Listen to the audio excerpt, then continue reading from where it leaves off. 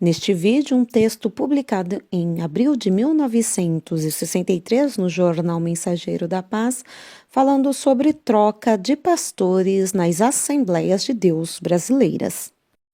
Seja bem-vindo ao Diário Pentecostal Historiando, análise histórica e crítica sobre o movimento pentecostal brasileiro. Se inscreva no canal e siga nossas redes sociais.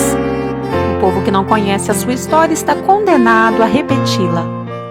Jornal Mensageiro da Paz, órgão oficial das Assembleias de Deus no Brasil, publicava apenas 2 números mensais do jornal, um a cada 15 dias.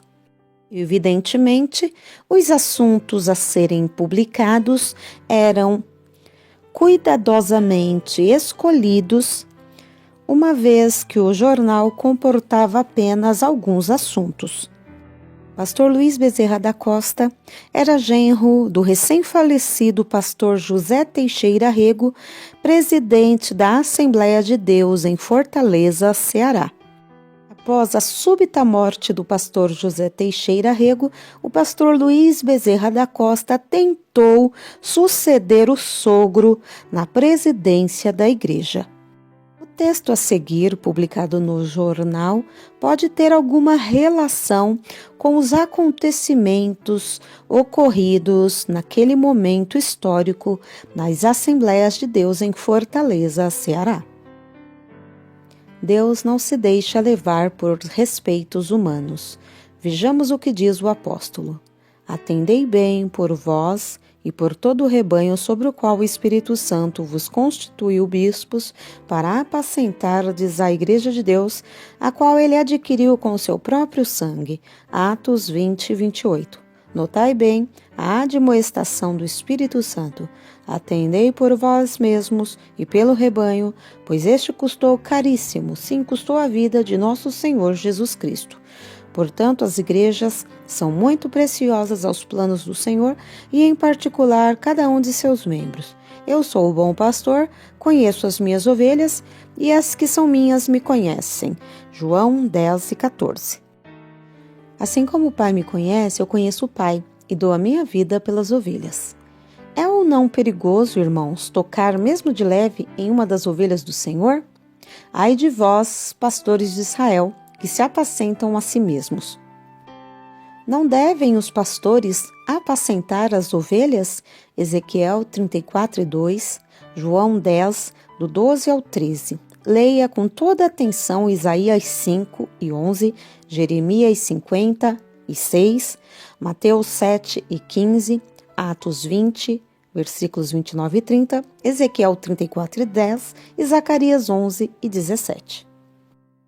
São tão preciosas para o pastor as suas ovelhas que, se uma delas se extraviar, deixará no redil as 99 restantes e irá em busca da perdida até achá-la. Achando-a, trá-la-á sobre seus ombros gostoso. Lucas 15 e 5. Ele ama as suas ovelhas, ele luta e toma da boca do leão as 2 pernas ou um pedacinho da orelha. Amós 13, 12. Diante desse libelo, o pastor deve tremer e ficar mesmo atônito, porém não pode perder a calma. Considere o seguinte, que na igreja há irmãos que, em vez de terem o Espírito de Cristo, ao contrário, têm o espírito farisaico. Tais irmãos são perigosos, pois acham que são modelos de santidade, porém nada há de santidade, e sim zelo amargo. São capazes de engolir camelos e engasgam-se com mosquitos. Outros são como o irmão mais velho, de que nos fala a parábola de Lucas 15, 28. Outros são exclusivistas, intolerantes, querem mesmo servir de juízes, não tendo em conta o mal que podem trazer sobre si próprios. Mateus 7, do 1 ao 5. Há alguns que querem ter a primazia e mesmo serem ditadores da Igreja de Deus. Estes são lançadores de contenda e de discórdia entre os irmãos. Porém, ninguém se engane, Deus entrará em juízo com os perturbadores da igreja. Diz Paulo, se alguém pensa que sabe, ainda não sabe como convém saber. Notemos, excluir um irmão da igreja por qualquer de cá um pau não é deixar o lobo arrebatá-lo, e sim lançar uma ovelha ao lobo. Quem faz isto é mercenário por não amar as ovelhas. Em nossos dias, como em todos os tempos, os mais visados depois dos apóstolos têm sido os pastores. Contra estes, o inimigo, diabo e Satanás, cerra fileiras, aproveitando toda e qualquer oportunidade para os atacar, por saber que a eles está confiado o rebanho do Senhor. Outro ponto que o inimigo não pode suportar é que os pastores sejam tratados pelo Senhor Jesus como anjos da igreja que pastoreiam. Se Deus põe o pastor na igreja, é claro que esse é responsável por todo o rebanho que lhe está confiado. O pastor, juntamente com os presbíteros e diáconos, constituem o governo da igreja e suas congregações. É claro que a igreja pode ter pastores auxiliares que também fazem parte do governo da igreja. O pastor de uma igreja é o condutor da igreja. Este deve ter uma mente bem esclarecida pelo Espírito Santo, uma visão clara do ministério que o Senhor lhe outorgou. O ministro do Senhor deve ter cultura, personalidade e espiritualidade para que possa desenvolver bem o trabalho para o qual foi chamado. Estar bem comprometido da responsabilidade que pesa sobre os seus ombros e ser livre do fanatismo e preconceitos. Para isso, deve ter uma personalidade bem definida. O pastor deve velar pelo seu rebanho como um pai vela por seus filhos. Nunca deve fazer acepção das suas ovelhas, pois todas foram chamadas por Deus e são ovelhas do Senhor. Num rebanho pode haver ovelhas gordas, magras, cegas, aleijadas, mesmo doentes. Assim é a igreja, e está aguardando o concurso do seu pastor, pois este foi posto para o aperfeiçoamento dos santos. 2 de maio de 1963, pastores regionais. Passarei a falar sobre os pastores regionais. Este título é novo, portanto, é uma inovação, porém uma boa inovação, sendo que este seja apenas um cooperador entre as igrejas e os pastores da região. Notemos bem, o pastor regional não é convidado dos pastores, nem das igrejas da região, nem em verdade poderia ser, e sim pela igreja da sede, portanto, sua ação administrativa é apenas nessa igreja e suas congregações. Nas demais igrejas da região, é apenas um cooperador, pois estas estão sob o pastorado de outros pastores que têm as mesmas prerrogativas, se é que recebemos a mesma unção. Da mesma forma, as igrejas locais têm o mesmo direito que a sede, pois todas são autônomas, tendo o direito de escolher o seu pastor de acordo com a vontade de Deus. Quando por qualquer motivo o pastor não queira ou não possa continuar no pastorado de uma igreja, compete a este passar o pastorado a outro pastor, que para isso tenha sido convidado pela igreja, ou, na falta deste, a um presbítero da mesma, o qual exercerá interinamente até a nova resolução da igreja, que deve ser o mais breve possível. Permutas de pastores. Sobre convites das igrejas, permuta de pastores, todo o trabalho ministerial numa região deve estar de pleno acordo com o pastor regional, em boa harmonia e cooperação mútua.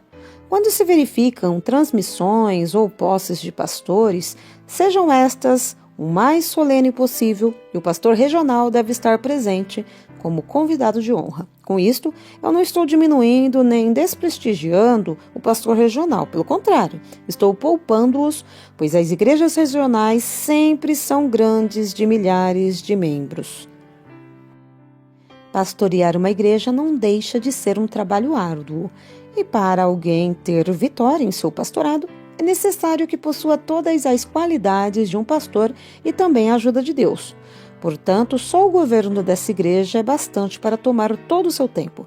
Que vantagem teria o pastor regional envolvendo-se com outras igrejas que não estão sob a sua responsabilidade? É submeter-se debaixo de um jugo que não lhe é suave.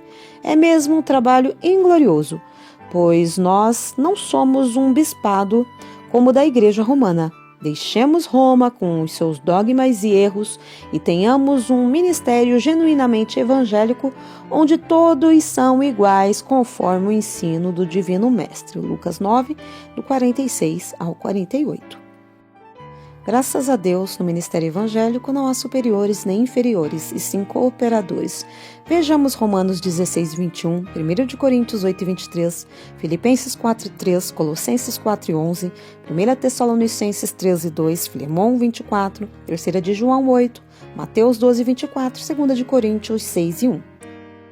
Apesar desta grande lista de citações, que podia ser maior, provando que somos cooperadores, não estamos livres de ser atacados pelo espírito de vaidade e querer ter primazia, porém tenhamos cuidado.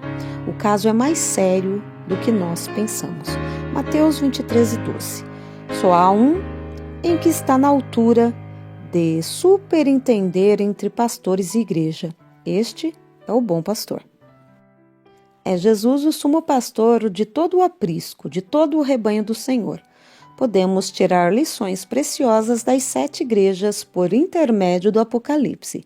São cartas ou mensagens dirigidas às igrejas por intermédio do seu anjo ou pastor, Apocalipse 2. Jesus, como superintendente, pode dizer: sei as tuas obras, e o teu amor, a tua fé, e os teus serviços, e a tua perseverança, e que tuas últimas obras são mais numerosas do que as primeiras. Apocalipse 2, 19. Assim vemos que o Senhor é quem sabe as obras, caridade, serviço, fé, paciência, enfim, prosperidade ou regresso de uma igreja. De maneira que qualquer intervenção de um terceiro em uma igreja, seja o pastor regional ou um membro de uma convenção, fere a autoridade da igreja e enfraquece o seu ministério. E aí está um perigo para a igreja e não menos para quem se atreve a tanto. Entretanto, pode haver intervenção numa igreja, porém da seguinte maneira: que esta seja requerida pelo próprio pastor ou pela maioria da igreja, que se dirijam ao pastor regional ou à convenção. Para isso, o pastor ou pastores convidados devem apresentar-se como cooperadores e não tomar partido. O convite deve partir do pastor ou da igreja. O primeiro a ser ouvido deve ser o pastor, juntamente com seus auxiliares, ou seja, presbíteros e diáconos, depois a igreja. Muitos ministérios, porém um só Espírito. 1 de Coríntios 12, do 4 ao 11. Para que houvesse essa unidade indispensável, o Espírito Santo inspirou os apóstolos, os quais fizeram a primeira convenção em Jerusalém, Atos 15 e 6. Sendo um caso excepcional ou mesmo comum da igreja, os convidados unam-se ao pastor e à igreja e assim tratarão do caso ou dos casos com toda a harmonia em um ambiente de paz e amor cristão, tendo um só fim: defender o rebanho do Senhor. Sendo o caso com o pastor da igreja, e esta propõe a sua saída, só deve ser aceita por maioria absoluta da igreja, salvo em caso de pecado, quando o pastor não tem direito de reclamar. Enfim, o pastor regional com todos os pastores da região devem, unidos em um espírito de fraternidade, conduzir o rebanho em boa ordem, não encarando sacrifícios materiais, para que o mesmo esteja sempre em prosperidade, defendendo as ovelhas que estão no aprisco, não se esquecendo das que estão do lado de fora, tendo sempre em lembrança as palavras do Divino Mestre Jesus, que diz: eis que venho em breve, e o meu galardão está comigo para dar a cada um segundo as suas obras. Falarei agora sobre as nossas convenções. Como todos sabem, temos convenções regionais e gerais. Todas são muito necessárias, pois são elas o meio de cooperação nas muitas Assembleias de Deus em todo o Brasil para a unificação do trabalho do Senhor, pois a vitória do povo de Deus depende da sua unidade. Quanto ao que preside uma convenção, e muito especialmente em sua região, que deve sempre evitar, convém tratar com toda a dignidade e absoluta imparcialidade os assuntos regionais, principalmente tratando-se de pastores e igrejas. Deve o pastor presidente de uma convenção abster-se de fazer valer as suas opiniões e sim concordar para que haja um ambiente saturado pelo Espírito Santo de Deus.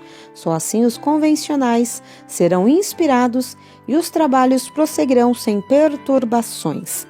Devem ter os convencionais isso em lembrança: não entristeçais o Espírito Santo.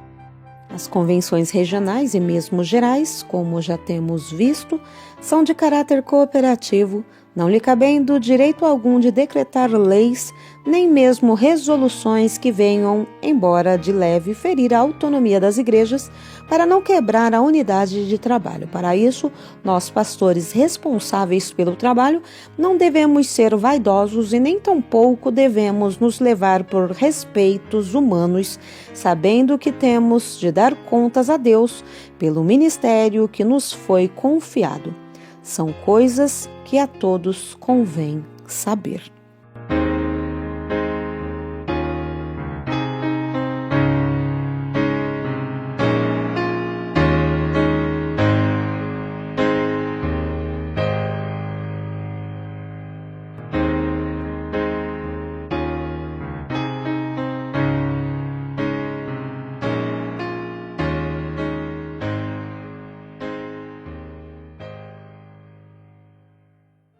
Porque nada podemos contra a verdade, senão pela verdade. Segunda carta aos Coríntios 13:8. Se você gostou do conteúdo deste vídeo, se inscreva no canal, deixe o seu joinha, compartilhe e ative o sininho para receber do YouTube as notificações dos novos vídeos.